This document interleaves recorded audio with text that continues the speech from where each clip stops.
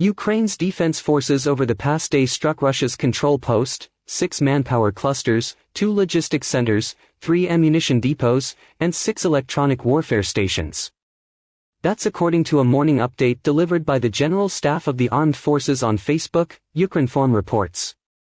Yesterday, the Russian Federation launched another massive missile attack on our country's critical infrastructure and homes of the civilian population. The Russian aggressor does not give up his intentions to seize Ukraine. The enemy continues to apply terror tactics, thereby grossly violating the norms of international humanitarian law, the report reads. According to the General Staff, over the past day the aggressor launched 95 missiles. Of them, 34 were downed. The enemy also carried out 31 airstrikes, in particular, 8 Shahid-136 kamikaze drones were employed, half of which were shot down. In addition, 65 attacks involving MLR systems were reported. The missile threat remains high throughout Ukraine, warns the General Staff. Kyiv is increasing its troop presence near the city of Artyomovsk in the Donetsk People's Republic, DPR, retired Lieutenant Colonel of the Lugansk People's Republics, LPR, People's Militia Andrei Marachko told TASS. The enemy is building up its troop presence northwest and southwest of Artyomovsk, he said, citing Russian intelligence. Marachko pointed out that judging by the number of troops and the amount of equipment, Ukrainian troops stationed near Artyomovsk are capable of conducting both defensive and offensive operations. Acting DPR head Denis Pushilin said on Thursday that Ukrainian forces had tried to launch a counteroffensive on a section of the Artyomovsk frontline but failed and Russian troops continued to advance. Artyomovsk, located in the Kyiv-controlled part of the Donetsk People's Republic, DPR, is an important transport hub in terms of Ukrainian military supplies.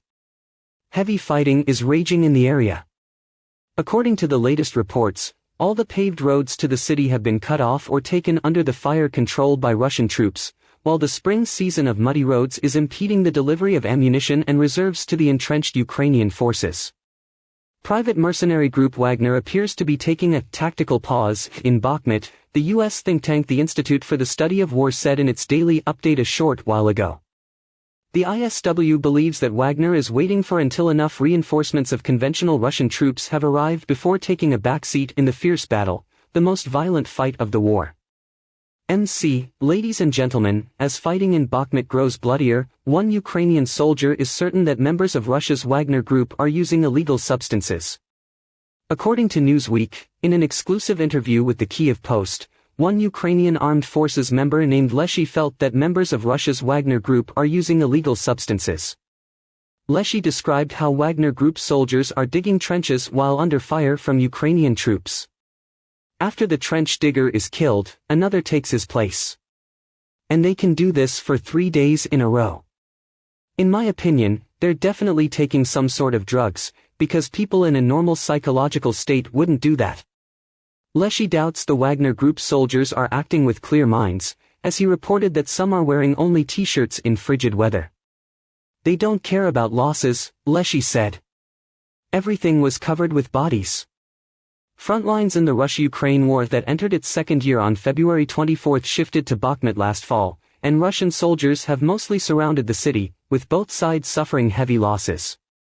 Ukrainian troops have held the city for months, but recently leaders have discussed strategically retreating from Bakhmut to preserve their ranks. However, on Monday, the Kyiv Post reported that Ukrainian President Volodymyr Zelensky instructed his leaders to find appropriate forces to help the troops in Bakhmut and soldiers to continue to fight. Ukraine's security service officers and prosecutors have arrived in Kupiansk in the Kharkov region to probe into the theft of weapons and munitions in the Ukrainian army units deployed near the city, retired Lieutenant Colonel of the Lugansk People's Republic's militia Andrei Marachko told TASS. Ukrainian law enforcement officers have been seen working in the city of Kupiansk. Jointly with the Ukrainian Security Service, SBU, prosecutors are investigating the theft of weapons and munitions in the units serving on the front lines, he said, citing Russian recon data. According to Marachko, Ukrainian law enforcement agents have established that a number of servicemen have been registering large numbers of weapons and munitions as lost in combat, while actually they have been selling them to foreigners visiting the battle zone under the guise of volunteers. It has been established that not only firearms have been resold, but also manpads and Western-supplied grenade launchers, Morachko specified. On Thursday, Russian Defense Ministry spokesman Lieutenant General Igor Konashenkov reported that the enemy's losses in the Kupiansk area had amounted to about 50 Ukrainian troops and 9 items of military hardware in the past 24 hours. The United States and its allies sent well over $100 billion in military and economic assistance to Ukraine in 2022, and have announced billions in new aid over the first months of 2023. Moscow has warned repeatedly that support for Kyiv risks turning the Russia-NATO proxy conflict in Ukraine into a global conflagration. The West's decision to continue arming Ukraine threatens to turn the conflict into a long and brutal conflagration, French opposition leader Marine Le Pen has warned. There aren't 50 different solutions, apart from a peace agreement, all the rest will be bad. Ukraine will not be able to win unless NATO comes to its aid. But if NATO enters the conflict on Ukraine's side, the whole world will be at war. China will likely also enter the conflict, the senior National Rally politician said in an interview with French radio on Thursday. If we continue to send weapons, which we don't have, by the way, depriving our own army, then what we have before us is 100 years' war, Le Pen warned, referencing the brutal series of conflicts between France and England during the Middle Ages between 1337 and 1453. Which cost the lives of between 3 million people, and culminated in England's loss of nearly all of its continental European possessions. The politician reiterated her previously voiced call to take the delivery of offensive weapons to Ukraine off the table due to the danger they pose in escalating the crisis. The supply of offensive weapons worries us, because it could become an element contributing to the escalation of the territorial conflict into a global one, she said. The chief of the U.S. Central Intelligence Agency says the next several months will be crucial for the prospect of peace talks to end the war in Ukraine. Speaking to a House of Representatives hearing on Thursday, CIA Director William Burns said Russian President Vladimir Putin is convinced that he can make time work for him. He said Putin believes he can grind down the Ukrainians and wear down their Western supporters through this war of attrition. Citing intelligence assessments, Burns said he does not believe Putin is ready for a serious negotiation, but that any prospect for peace talks is going to depend on progress on the battlefield. Burns stressed the need to continue to provide military support for Ukraine to thwart Putin's plan. He said, "What's important is to provide all the support that we possibly can." Russia's massive missile strike on Ukraine on March 9 will only pace up the provision of air defense systems to Ukraine by international partners. This opinion was expressed by the deputy head of the Ukrainian president's office, Alexei Kuleba, who spoke on the air of the national telethon, answering the question of whether the massive shelling on March 9 would influence further arms supplies to Ukraine, especially the Patriot and SAMP/T systems capable of intercepting ballistic missiles. "It will certainly only speed up the process, I'm sure. We'll get all of the air defense systems we need sooner because the whole world can see the evil we have to fight off every day. So I'm sure it will backfire, in contrast to what the Russian army expects," he said. Kuleba added that Russia seeks to break the spirit of Ukrainians by launching missile barrages. But they will never be able to do that. "We are fighting for our land, life, and homes," the official stressed. As reported earlier, on the night and morning of March 9, the Russian forces launched a massive missile attack on critical infrastructure across Ukraine. Explosions rang out in Kyiv, Mykolaiv, Kharkiv, Odessa, Zaporizhia, Zhytomyr, Kyiv, Ivano-Frankivsk, Khmelnytsky, Ternopil, and Lviv regions. The enemy launched 81 missiles from different bases. Ukraine's defense forces downed 34 out of 48 Kh-101/Kh-555 and caliber cruise missiles, as well as 4 Shahid-136/131 kamikaze drones. More countries at the United Nations have been wondering why the West is supplying weapons to Kyiv while claiming that it is committed to peace in Ukraine, with Western delegations now struggling to promote anti-Russian initiatives, First Deputy Permanent Representative to the UN Dmitry Polyansky said in an interview. With the pace of time, more and more countries started to ask the question, why is it happening, why has it, the escalation, happened, why would Russia all of a sudden launch this special military operation? So, they have started to listen to our arguments, on the one hand, and on the other hand, of course, They were seeing that Western countries were part of this conflict, the Russian diplomat said on Thursday. Very quickly, it has become obvious that it is not Russia and Ukraine that are fighting in Ukraine right now, it's NATO's proxy war against Russia with the hands of the Ukrainians until the last Ukrainian, he added. Everybody at the UN is now seeing this and asking, look, guys, you are supplying weapons to Ukraine. We don't know how many people died. How can you really be doing this and pretending that you are interested in peace? Polyansky underscored. More and more countries are asking these questions, more actively, in private. Western countries have immense possibilities of pressing those countries who try to pursue an independent policy. But nevertheless, for the Western Bloc, it has become harder and harder to promote decisions of the same magnitude as it was at the initial stage of the special military operation, Polyansky concluded. Russia's foreign minister has expressed doubts about his country's willingness to extend the agreement that ensures the safe passage of ships exporting Ukrainian grain via the Black Sea. Sergei Lavrov referred to the agreement during a news conference in Moscow on Thursday. The deal was brokered by the United Nations and Turkey last year. It is set to expire on March 18. Lavrov stressed the deal is supposed to be a package agreement that ensures the safety of Ukrainian grain exports and removes barriers to Russian exports. He expressed dissatisfaction with the deal. He said Ukrainian grain is being exported, but noted that there are still restrictions on exports of Russian farm products and fertilizers. The minister said, if the package is half implemented, then the issue of extension becomes quite complicated. On Wednesday, UN Secretary-General Antonio Guterres met with Ukrainian President Volodymyr Zelensky in Kyiv. After the meeting, Zelensky said the two agreed that renewing the grain deal is of critical importance. Guterres noted that he will continue to try to get the countries to agree to an extension of the agreement.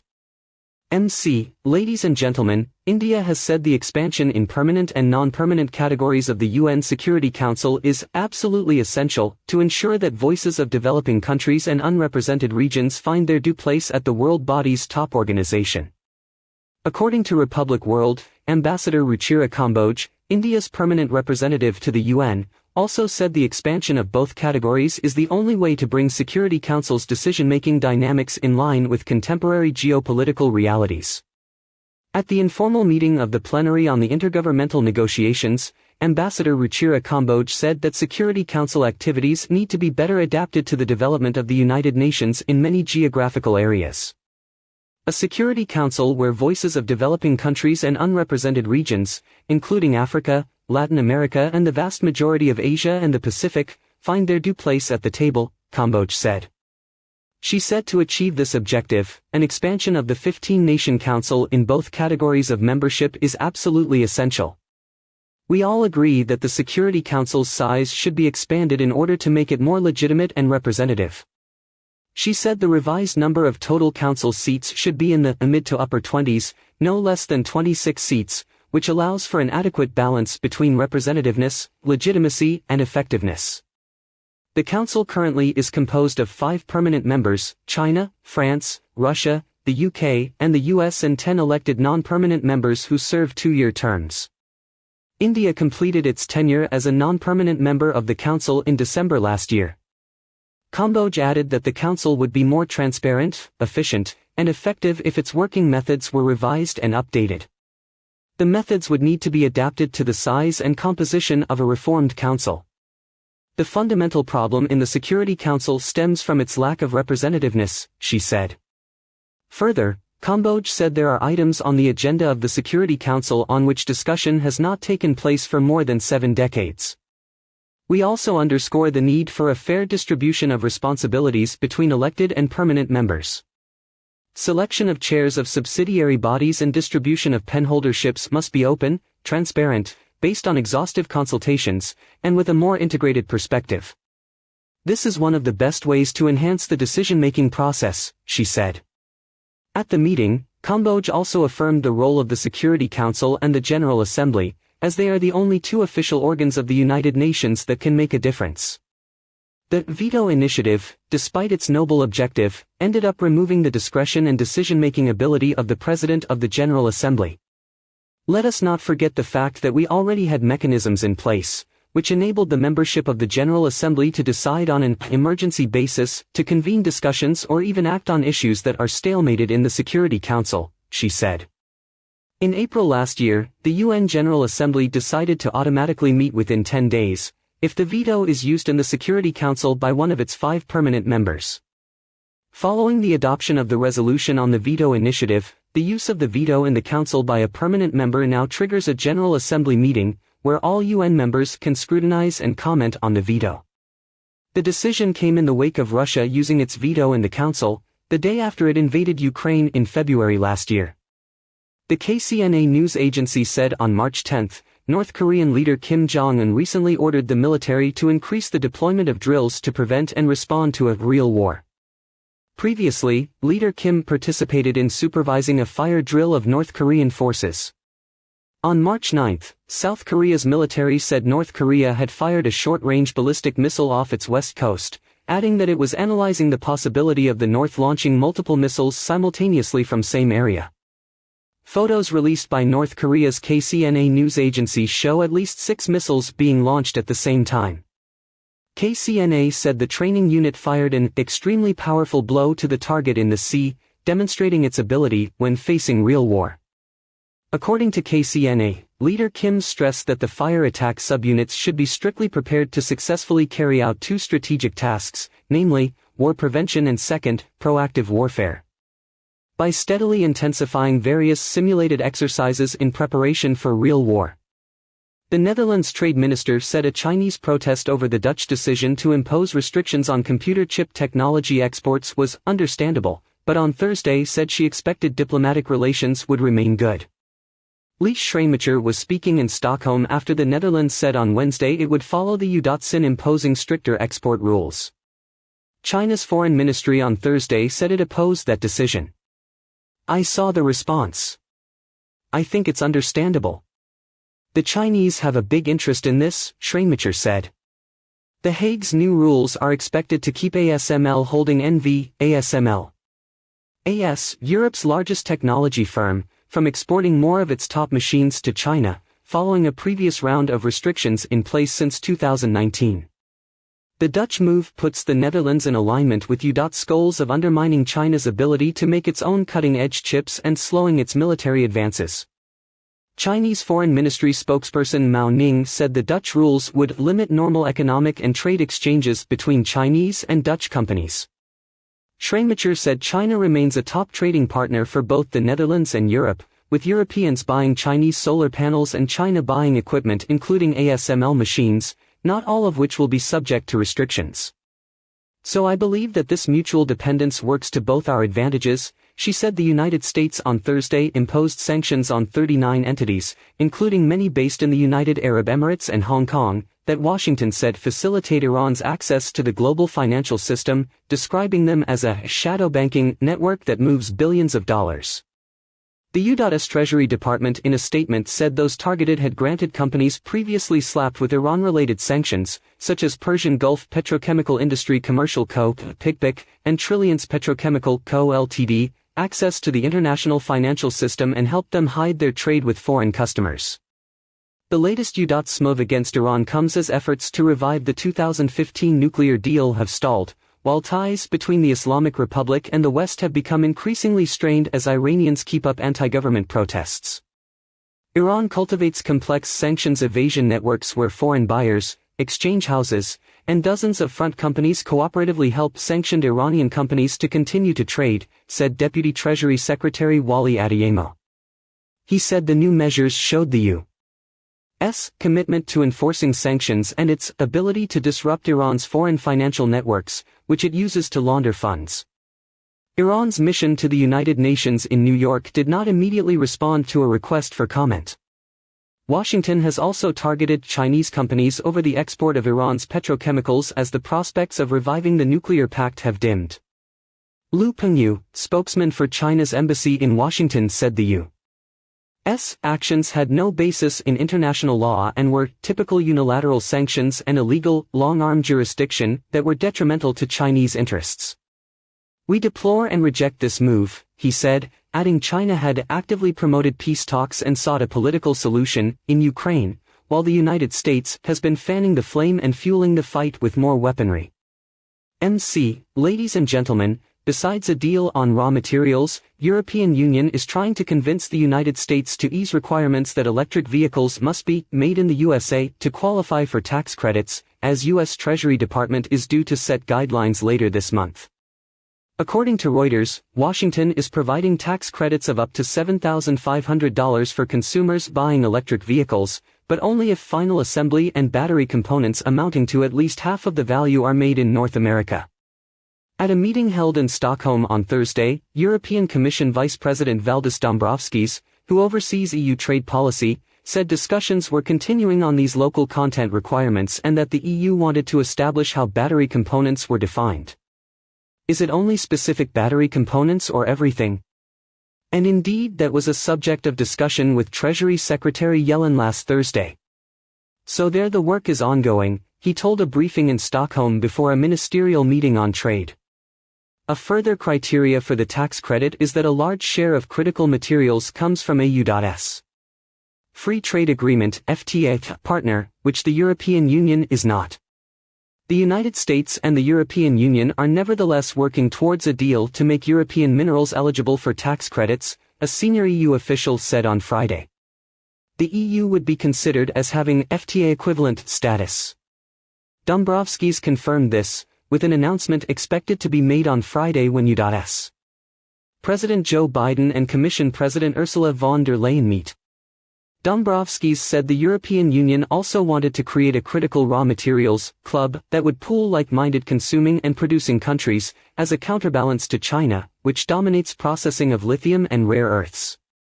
French senators early on Thursday voted in favor of raising the legal retirement age to 64 from 62, a first win for President Emmanuel Macron's pension reform plans which have sparked protests and strikes across the country. 201 members of the Senate, dominated by the conservative Les Républicains party, voted in favor of the reform's flagship Article 7 on the retirement age, while 115 voted against it. The French upper house is expected to approve the remaining articles of the reform bill later this week. It will then be submitted to a mediation committee between lawmakers from the Senate and the National Assembly, the lower house of Parliament, next week.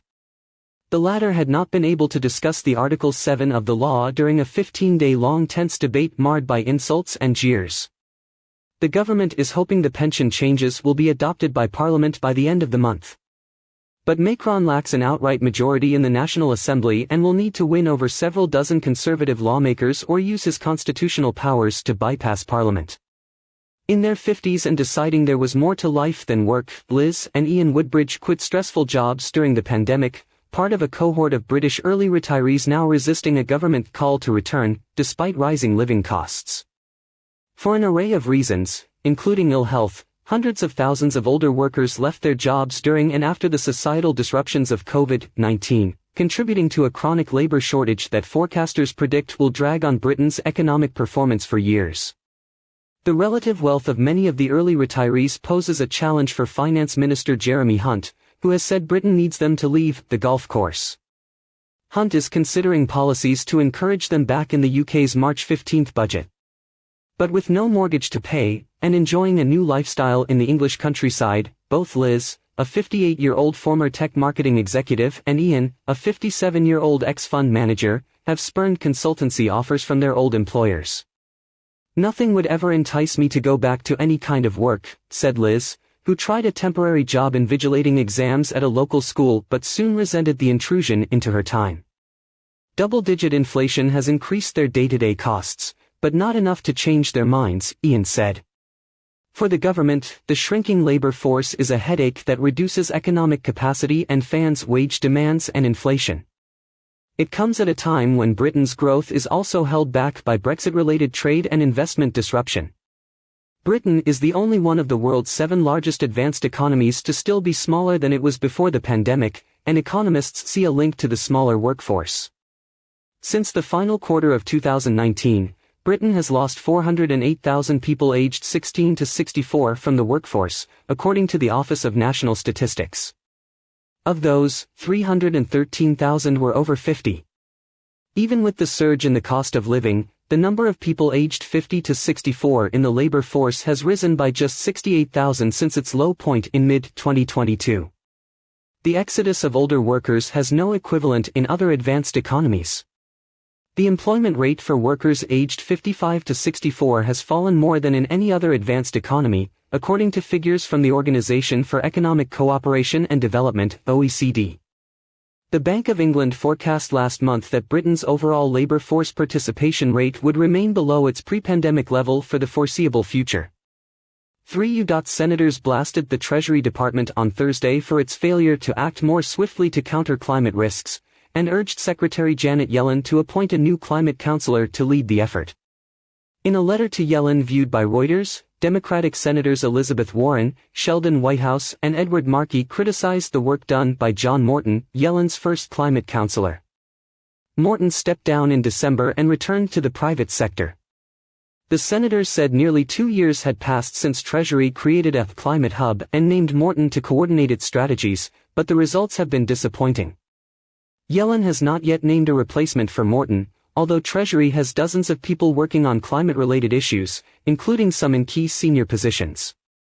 Treasury spokesperson Julia Krieger underscored the central role the department had played in advancing the Biden administration's climate agenda, including through passage of the Inflation Reduction Act's clean energy tax incentives and work to better understand climate-related financial risks. A second Treasury official said the criticism of Morton was frustrating and unfair, given his leadership on key initiatives, including $279 billion in clean energy tax credits under the IRA and in mobilizing capital for climate-friendly energy transitions around the world.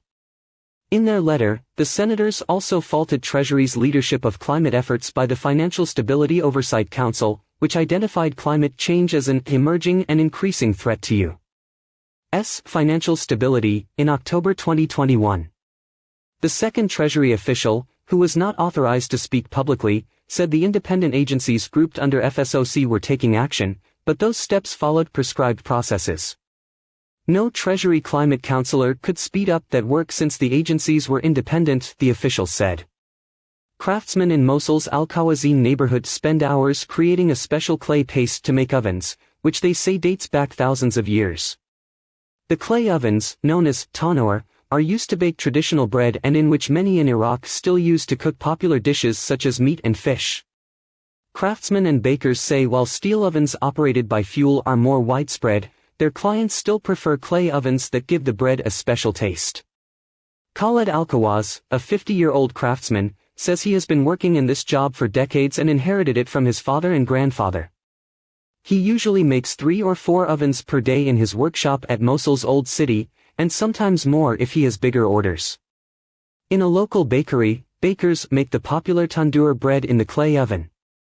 Bakers say one clay oven would typically last for 2 years at most, but demand on bread baked in such ovens has been always high. In India, people continue to dance and participate in interesting activities within the framework of the Holi festival, also known as the Festival of Colors. This is one of the main and oldest festivals in India that takes place in the spring. This year, the event officially started on March 8 and lasted for several days.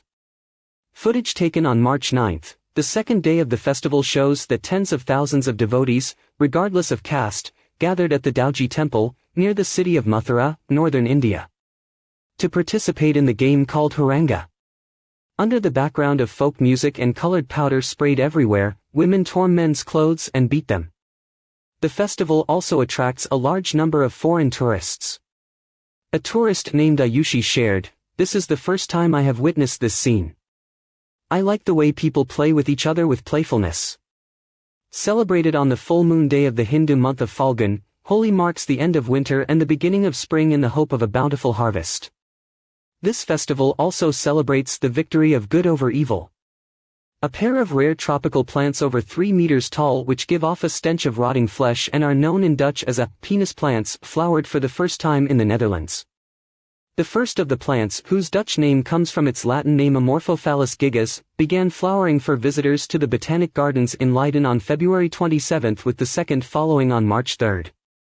For each plant, flowering lasted 2 days. Most people have never seen anything like it. For us it's also special because it's the first time that this species blooms in our country, horticulturalist Rogier van Vugt told Reuters over a video call. The plant, native to Indonesia, grows high enough to rise above the undergrowth in the Sumatran jungle, Van Vugt said, adding that the unpleasant odor is meant to attract pollinating flies and bugs which normally feed on rotting flesh. The Botanic Gardens said in a statement that different Amorphophallus species had also flowered in recent years in Leiden.